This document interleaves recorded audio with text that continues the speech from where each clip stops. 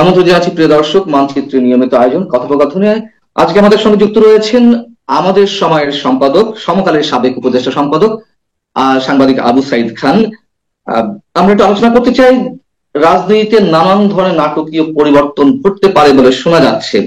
সাংবাদিক আবু সাইদ খান, সাম্প্রতিক সময় যে ঘটনাগুলো বা যে গুঞ্জনগুলো আমরা শুনতে পাচ্ছি, সরকারের মধ্যে পরিবর্তন অথবা খালেদা জিয়া রাষ্ট্রপতি হতে পারেন, শাহাবুদ্দিন চুপ্পু বর্তমান রাষ্ট্রপতি, তাকে অব্যাহতি দেওয়া হতে পারে বা তাকে পদত্যাগ করানো বাধ্য হতে পারে, এইসব গুঞ্জনের কোনো ভিত্তি আছে কি মনে হয় আপনার কাছে? আমার কাছে গুঞ্জনই মনে হয়, কেননা এই ধরনের উদ্যোগে, এই ধরনের কোন পদক্ষেপের মধ্য দিয়ে দেশটা একটা অনিশ্চিত অবস্থায় চলে যাবে। বরং দেশের আজকে বাস্তব অবস্থায় যেটা প্রয়োজন সেটা হচ্ছে একটা নির্বাচন এবং নির্বাচিত সরকার। আমাদের মনে রাখা দরকার যে সরকার পরিচালনার বিষয়টি একটি রাজনৈতিক কর্মকাণ্ড এবং সেটা রাজনীতিবিদদের হাতে দিতে হবে, জনপ্রতিনিধিদের হাতে দিতে হবে।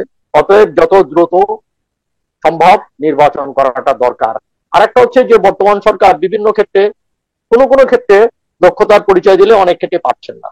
অতএব সেই জায়গা থেকে দেশে বিভিন্ন ধরনের সংকট তৈরি হচ্ছে, বিশেষ করে প্রশাসনিক আইন শৃঙ্খলা উন্নয়ন এগুলো তেমনটা ঘটছে না, মাপদণ্ড রয়ে গেছে, বিভিন্ন জায়গায় অনিয়ম, আইন শৃঙ্খলা পরিস্থিতির বিষয়ে আমরা অবনতি দেখছি।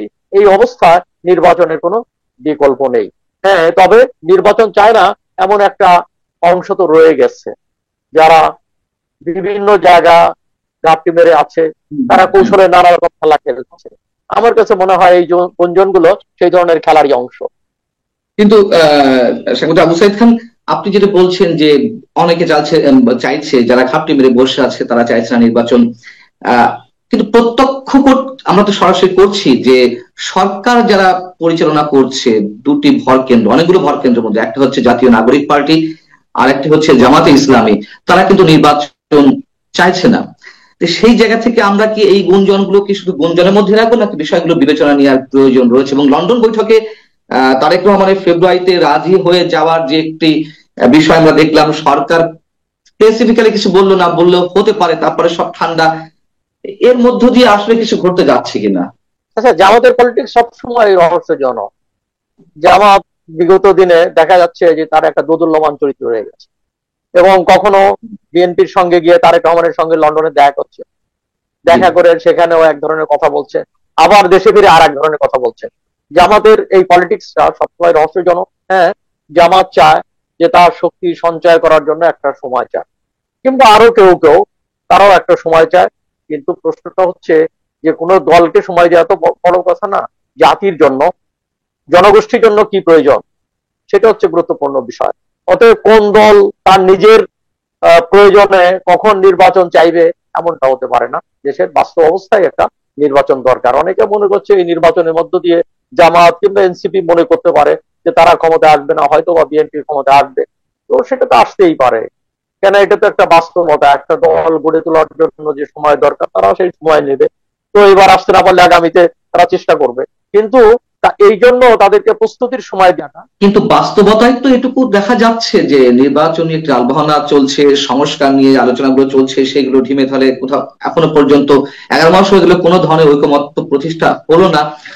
এবং কখনো স্থানীয় সরকার নির্বাচন, কখনো সংবিধান ছড়ে ফেলা, কখনো রাষ্ট্রপতিকে ছড়ে ফেলা, এবং এগুলো সরকারের যারা স্টেক হোল্ডার তাদের মধ্য থেকে আসছে। তাহলে এগুলো আমাদেরকে আতঙ্কিত করে কিনা? সরকারের কিছু কিছু উপদেষ্টা এবং কোনো কর্মকর্তার বক্তব্যে এই ধরনের আমাদেরকে বিরত থাকা উচিত। সরকারকে একই পলিসিতে চলা উচিত। যেখানে প্রধান উপদেষ্টা কথা দিয়েছেন যে প্রস্তুতি সম্পন্ন হলে তিনি নির্বাচন দিবেন, অর্থাৎ রমজানের আগে নির্বাচন দিবেন, এবং নির্বাচন কমিশন বলছে যে তারা প্রস্তুত। তো সেই ক্ষেত্রে তো অন্য কোনো সমস্যার সামনে আনার কোনো যুক্তি নেই।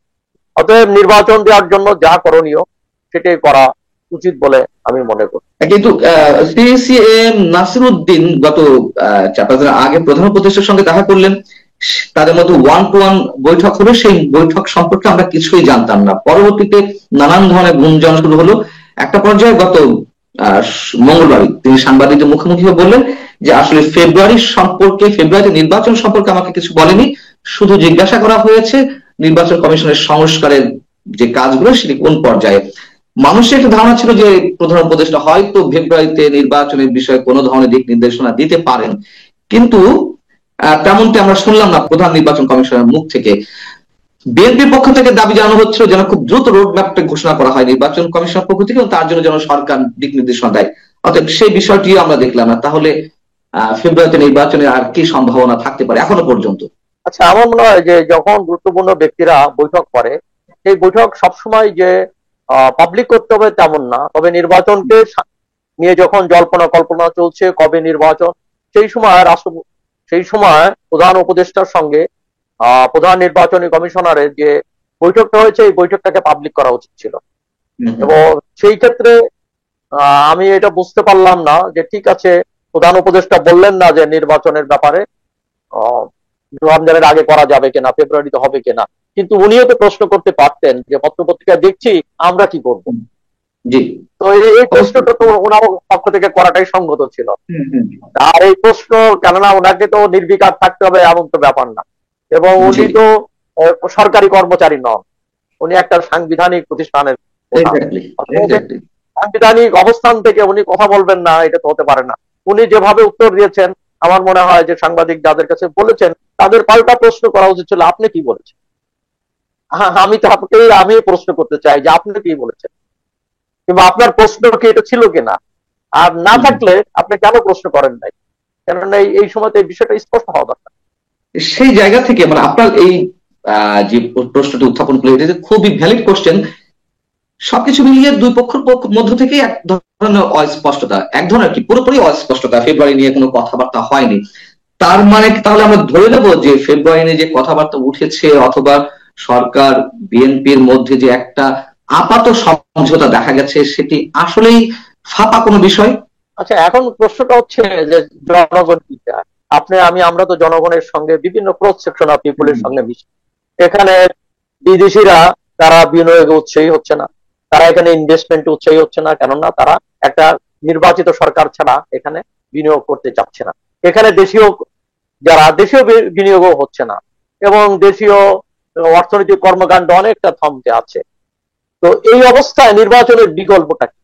নির্বাচনের বিকল্প একটাই, সেটা নির্বাচন, দ্রুত নির্বাচনের অন্য কোনো বিকল্প নেই।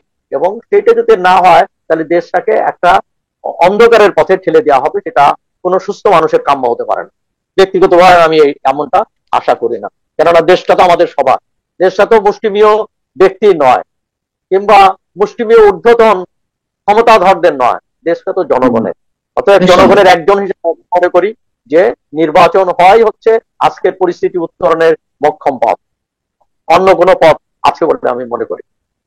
আপনি বলছেন যে খালেদা জিয়া রাষ্ট্রপতি হবেন, এটি কেবলই গুঞ্জন, আপনি তেমনটাই মনে করতে চান। এবং এর সঙ্গে আরো একটি সম্ভাবনার কথা অনেকে বলছেন যে খালেদা জিয়া রাষ্ট্রপতি না হলে আমাদের বর্তমান প্রধান উপদেষ্টা ডক্টর মোহাম্মদ ইউনূস রাষ্ট্রপতি পদে বসবেন, তারেক রহমান প্রধান উপদেষ্টা পদে বসবেন, উপপ্রধান উপদেষ্টা হবেন জামায়াতের আমির ডাক্তার শফিকুর রহমান, এবং সেই বডিতে, সেই গভর্নমেন্টের নির্বাহী পরিষদের বা উপদেষ্টা পরিষদের সব দলের যারা যোগ্যতম প্রতিনিধি আছে তাদেরকে ইনক্লুড করা হবে, এবং বর্তমান উপদেষ্টাদের যারা রয়েছেন তাদের মধ্যে যাদের পারফরমেন্স খারাপ তাদেরকে বাদ দেওয়া হবে, এমন একটি গুঞ্জন চলছে। যদি এগুলো সব গুঞ্জনই হয়, তাহলে এগুলো ছড়াচ্ছে কারা, ছড়িয়ে লাভ কি, আপনার কাছে কি মনে হয়? আচ্ছা, গতকাল তো বেগম খালেদা জিয়া বক্তব্য রেখেছেন, তারেক রহমান বক্তব্য রেখেছেন, তো সেই বক্তব্য তো এখানে ধারে কাছে কিছু নেই। তো তাদের বক্তব্যই বিশ্বাস করবো?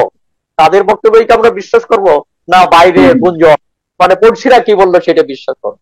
আমরা তো হর্সেস মাউথ থেকে শুনছি যে তারা কি চাইছেন। তারা তো কোনো রাগ ঢাক করছেন না। বিএনপি নির্বাচন চাচ্ছেন, দ্রুত নির্বাচন চাচ্ছেন, তো এবং পার্লামেন্টে নির্বাচন, সেটা স্থানীয় সরকার নির্বাচন নয়। তো এই ব্যাপারটা, এবং অন্যান্য দলগুলো কিন্তু নির্বাচনের ব্যাপারে তাদের আগ্রহের কথা প্রকাশ করেছেন, এবং অন্যান্য দলগুলো ছোট বড় অনেক দলই তারা নির্বাচন চাইছেন, বাম দলগুলো চাচ্ছেন। এখানে লেখক, সাংবাদিক, বুদ্ধিজীবীদের পক্ষ থেকেও এই কথাই স্পষ্ট করে বলা হচ্ছে।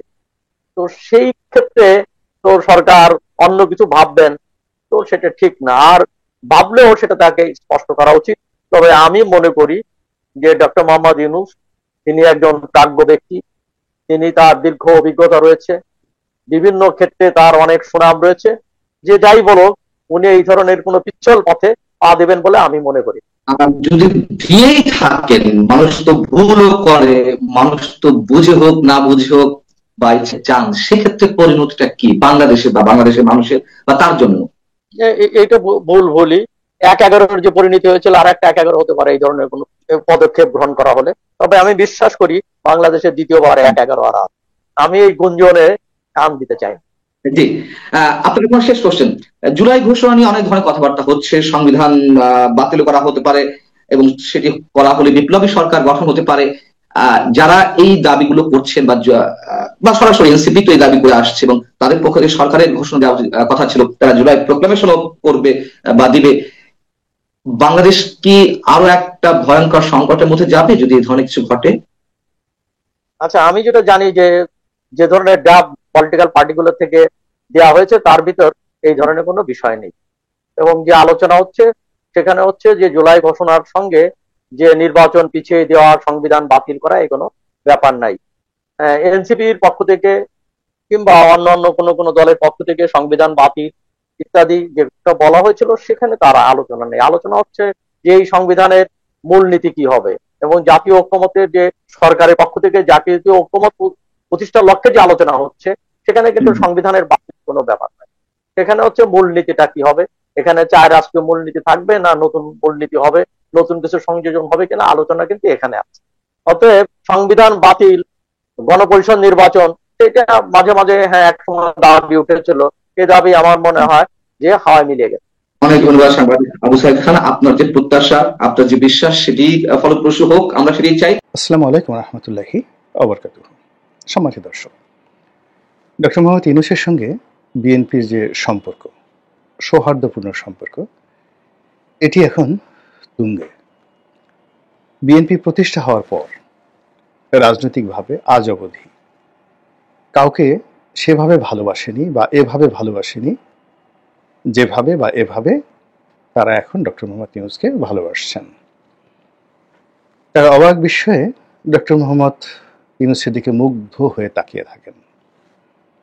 তার অভিব্যক্তি, তার চেহারা, তার কর্মপন্থা, তার দক্ষতা এবং অভিজ্ঞতা এবং দুনিয়া জোড়া যে সুনাম এবং সুখ্যাতি, সে ব্যাপারে বিএনপির যে মনোভাব এতটা পবিত্র, এতটা নিখাত, এতটা বিশ্বস্ত, এবং এই প্রেমের যে স্তর, সেই স্তর শিরি ফরহাদ বা লাইলি মজনুর যে প্রেম সম্ভবত সাংঘর্ষিক হবে। কোনটা বেশি?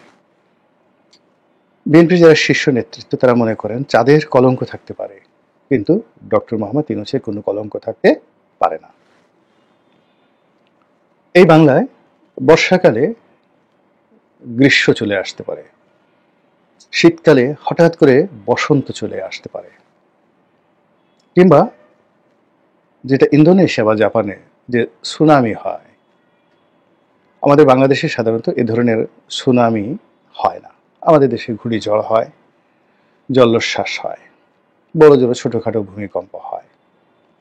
তো আমাদের এই বাংলায় যদি জাপানের সেই যে কুখ্যাত বিধ্বংসী সুনামি, যা জাপানকে তছনছ করে দিয়েছিল এবং যার ঢেউ ইন্দোনেশিয়াতে লেগেছিল, তো বঙ্গোপসাগরের উপকূলে সেই সুনামি যদি আশ্রয় পড়ে, এই অসম্ভব ঘটনা বাংলাদেশে যদিও সম্ভব হয়, কিন্তু তারপরেও ডক্টর মোহাম্মদ ইউনূসের যে জবান, পবিত্র জবান দিয়ে তিনি জনাব তারেক রহমান সাহেবের কাছে অঙ্গীকার করেছেন, এই অঙ্গীকার তিনি ভঙ্গ করবেন না বা এটা সম্ভব নয়। বিএনপির ইমান এত স্ট্রং এবং সেই ইমান এতটা নিখাত, তারা ডক্টর মোহাম্মদ ইউনূসের নাম শুনলে এখন তাদের মধ্যে এক ধরনের প্রশান্তি চলে আসে।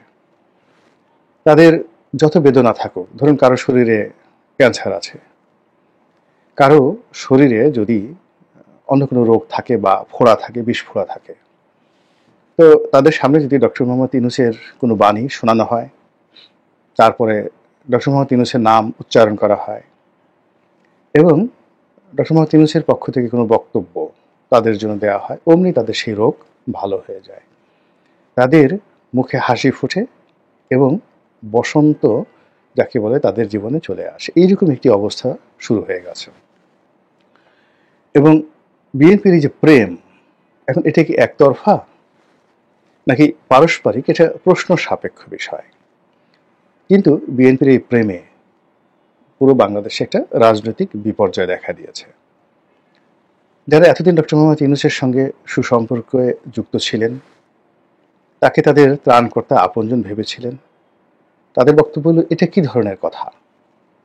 আমাদেরকে রেখে আমরা এতদিন সার্ভিস দিলাম, এতদিন স্যারের জন্য এত কিছু করলাম, তারপরে স্যারের জন্য ঝুঁকি নিলাম এবং স্যারকে ক্ষমতায় বসানোর জন্য আমাদের এত আত্মত্যাগ, সব কিছু ভুলে তিনি আমাদের সঙ্গে আলাপ না করে, আলোচনা না করে তিনি সেই লন্ডনে গিয়ে জনাব তারেক রহমান সাহেবের সঙ্গে বৈঠক করলেন।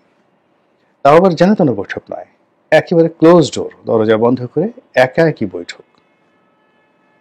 এবং আরও গুরুত্বপূর্ণ বিষয় হলো যে জনাব তারেক রহমান এবং ডক্টর মোহাম্মদ ইউনূসের মধ্যে যে বৈঠকটি হলো, এটা মারেফতের একেবারে সর্বোচ্চ স্তর। এবং আপনারা শরীয়ত এবং মারেফত সম্পর্কে জানেন।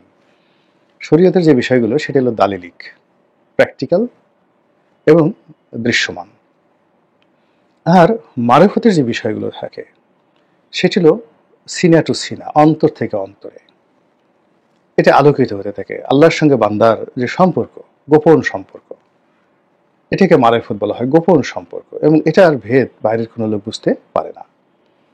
তো সেক্ষেত্রে ডক্টর মোহাম্মদ ইউনূসের সঙ্গে তারেক রহমান সাহেবের যে সম্পর্ক, এই মারেফতি সম্পর্ক, সেই সম্পর্কের মধ্যে তাদের মধ্যে কি আলোচনা হয়েছে, তারা কি বলেছেন, এবং তাদের মধ্যে সেই বলার পরে কেন বাংলাদেশের রাজনীতি সব উথাল পাতাল হয়ে গেল, এগুলো নিয়ে যারা রাজনীতির শরিয়াতি মৌলবী, প্রকাশ্য রাজনীতি যারা করেন, তাদের মধ্যে চিত্ত চাঞ্চল্য দেখা দিয়েছে। তাদের মন ভীষণ ভারী, তারা ক্লান্ত, তারা বিধ্বস্ত, তারা বিক্ষুব্ধ। তারা ডক্টর মোহাম্মদ ইউনূসকে অনেকে ত্যাগ করার হুমকি দিয়েছেন, অনেকে অভিমান করে দূরে সরে রয়েছেন। ডক্টর মোহাম্মদ ইউনূস আবার অনেককে কাছে টেনে এনেছেন, আনার চেষ্টা করছেন, কিন্তু কাজের কাজ হয়নি। বরং ডক্টর মোহাম্মদ ইউনূস এবং বিএনপির যে প্রেম, এটি ক্রমশ বাড়ছে। আর যতই বাড়ছে ততই নির্বাচন, ফেব্রুয়ারি মাসে নির্বাচন, সেই নির্বাচনে ডামাডল, সেই নির্বাচনে বিএনপির বিজয়, সেই নির্বাচনে বিএনপির সঙ্গে যাকে বলা হয় তারেক রহমান সাহেবের ভাগ্য, তার দেশে আসা, তার জন্য বাড়ি প্রস্তুত করা, তার জন্য বুলেট প্রুফ গাড়ি প্রস্তুত করা থেকে শুরু করে আরও কত কি। রীতিমতো রূপকথার নায়ক রূপে জনাব তারেক রহমান সাহেব বাংলাদেশে আসবেন এবং ডক্টর মোহাম্মদ ইউনূসের সেই যে ভালোবাসা, স্নেহাস্পদ ভালোবাসা এবং স্নেহের স্পদ হিসেবে তিনি যে নতুন রেকর্ড তৈরি করবেন এই সুবে বাংলায়, তার জন্য বিএনপি নেতাকর্মীরা অধীর আগ্রহে অপেক্ষা করছে। সামাজিক মাধ্যম জুড়ে তার জয় জয়কার, নেতা আসছেন, নেতা আসবেন, এ যেন ত্রাণকর্তা। মানে তারেক রহমান সাহেবকে বাংলাদেশে আনার জন্য যে উন্মাদনা বিএনপির নেতাকর্মীর মধ্যে, এবং তারেক রহমান সাহেব আসা মানেই বাংলাদেশে সেই জাদুর কাঠির স্পর্শ শুরু হয়ে যাবে এবং জাদু মন্ত্রের মতো করে সব সমস্যা মুহূর্তের মধ্যে বিলীন হয়ে যাবে। ব্যাংকগুলো টাকায় ভরে যাবে, আইন শৃঙ্খলা চমৎকারভাবে চলতে থাকবে, পুলিশ তার মনোবল ফিরে পাবে, সেনাবাহিনী তাদের সে তাগদ ফিরে পাবে, সব কিছু এরকম একটা ভাইব তৈরি করা হয়েছে। এবং সব ভাইবের ঊর্ধ্বে রয়েছে জনাব ডক্টর মোহাম্মদ ইউনূসের আশীর্বাদ। ডক্টর মোহাম্মদ ইউনূসকে বিএনপি অনেক ভালোবাসে, আর সে ভালোবাসাটা তারা ধারণ করতে চায় তাদের মাথার তাজ রূপে। তারা বাংলাদেশ বিনির্মাণে বিএনপির মতো একটি দলকে সুন্দরভাবে পরিচালনার জন্যে এবং বিএনপির যে মান মর্যাদা, সেই মান মর্যাদাকে আপহোল্ড করার জন্য তারা রাষ্ট্রপতির পদে, ন্যায়পালের পদে বা অন্য যে কোনো একটা পদে, মানে এরকম একটা সম্মান ডক্টর মোহাম্মদ ইউনূসকে রাষ্ট্রীয়ভাবে বিএনপি দিতে চায় যদি তারা ক্ষমতায় আসে, যেটি এই পৃথিবী কখনো দেখেনি। এর কারণ হলো বিএনপি মনে করে যে এই পৃথিবীতে অনেক তরুণ শাসক ক্ষমতায় এসেছেন, হয়তো তাদের শিক্ষা, তাদের বয়স, তাদের দীক্ষা বড় একটা রাষ্ট্র পরিচালনার জন্য পর্যাপ্ত ছিল না, কিন্তু তারা অনেক দক্ষ এবং অভিজ্ঞ ছিলেন। যেমন ধরুন ভারতবর্ষের সম্রাট আকবর, মাত্র 13 বছর বয়সে তিনি ক্ষমতায় এলেন। তো সেক্ষেত্রে তাকে ক্ষমতায় টিকিয়ে রাখার জন্য বৈরাম খান যে গুরুত্বপূর্ণ ভূমিকা পালন করেছেন, খুবই সুদক্ষ সেনাপতি, ভীষণ রকম কূটনীতিবিদ, সাহসী, মহাবীর, এবং তৎকালীন দুনিয়াতে মানে চীন দেশে, ভারতে এবং ইরানে, আফগানিস্তানে এবং সমরকান্ত এবং বুখারাতে মানে বৈরাম খানের তলোয়ারের যে সুনাম, সেই সুনাম মশহুর ছিল।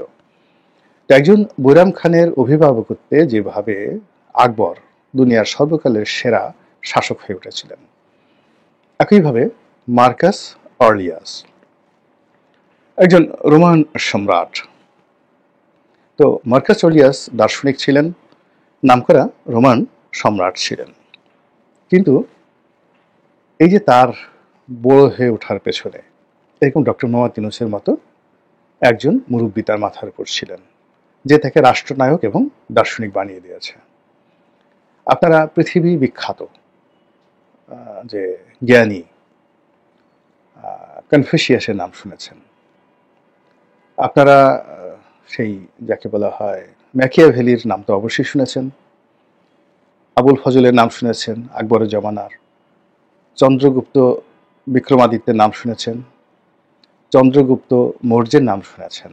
সকলের মাথার উপরে কখনো চাণক্য রূপে, কখনো ভীমদেব রূপে, কখনো যাকে বলা হয় কৃষ্ণ রূপে, কখনো প্লেটো রূপে, এরিস্টটল রূপে, কখনো আর্কিমিডিস রূপে শাসকদের উপরে যারা মুরব্বী হিসেবে ছিলেন, তারাই পৃথিবীতে নতুন ইতিহাস তৈরি করেছেন। তো সেক্ষেত্রে ডক্টর মোহাম্মদ ইউনূসের মতো বিশ্ববিশ্রুত একজন পণ্ডিত ব্যক্তি, তিনি যদি বিএনপির অভিভাবক হয়ে যান, তারেক রহমান সাহেবের অভিভাবক হয়ে যান এবং তার মাথার উপরে থাকেন, তাহলে এই মহাবিশ্বে রাজনীতির জন্য একটা নতুন মাইল ফলক বিএনপি এবং তারেক রহমান সাহেব গড়তে পারবেন। আমি যেভাবে বললাম, আমার ভাষা দুর্বল, আমার জ্ঞান আরও দুর্বল, আমি হয়তো ভেবে বলতে পারিনি, কিন্তু বিএনপির যারা খুব মাথাওয়ালা মানুষ, যারা বিএনপির খুব লেখাপড়া জানা মানুষ, তারা হয়তো এর চাইতে আরও ভালোভাবে ডক্টর মোহাম্মদ ইউনূস এবং জনাব তারেক রহমান সাহেবের যে বন্ধন, এটি নিয়ে তারা সুখর স্বপ্নে বিভোর। তারা বেগম জিয়ার সঙ্গে ডক্টর মোহাম্মদ ইউনূসের কথা হয়েছে, উনি টেলিফোন করেছেন, এতে বিএনপিতে রীতিমতো ঈদের বন্যা বয়ে যাচ্ছে, বলার মতো না। তো এই যে বন্যা, এই বন্যার ফলে কি হলো, ডক্টর মোহাম্মদ ইউনূসের প্রতি যে বিশ্বাস, আস্থা এবং প্রেম, বিএনপির যে প্রেম, এটি পাথরের মতো শক্ত, হিমালয়ের মতো অটল, প্রশান্ত মহাসাগরের মতো ধীর, স্থির এবং শান্ত। বিএনপি নড়ছে না। বিএনপি চাতক পাখির মতো তাকিয়ে আছে July, August, September, October, November, December, January, February, এবং তাদের জীবনে অতীতে যেভাবে 15 ফেব্রুয়ারির একটা নির্বিঘ্ন নির্বাচন হয়েছিল, ওটা অনেক বদনাম হয়েছিল, কিন্তু এবার ডক্টর মোহাম্মদ ইউনূসের বদান্যতায় ফেব্রুয়ারি মাসে এত চমৎকার একটা নির্বাচন হবে, যে নির্বাচনে একটা মাইল ফলক তৈরি করে বাংলাদেশে শহীদ প্রেসিডেন্ট জিয়াউর রহমানের যে দল, বাংলাদেশ জাতীয়তাবাদী দল, ক্ষমতায় আসবে এবং সেই ক্ষমতা বাংলাদেশে একটা নতুন এরা বা যুগের সৃষ্টি করবে। এই বিশ্বাসে বিএনপি এখন বিভোর। আমরা যারা অল্প বুদ্ধির মানুষ কাহিনী বর্ণনা করলাম, আপনারা যারা দর্শক তারা অপেক্ষা করুন এবং দেখতে থাকুন এই প্রেমের চূড়ান্ত পরিণতি। আসসালামু আলাইকুম রহমতুল্লাহি ওয়া বারাকাতুহু।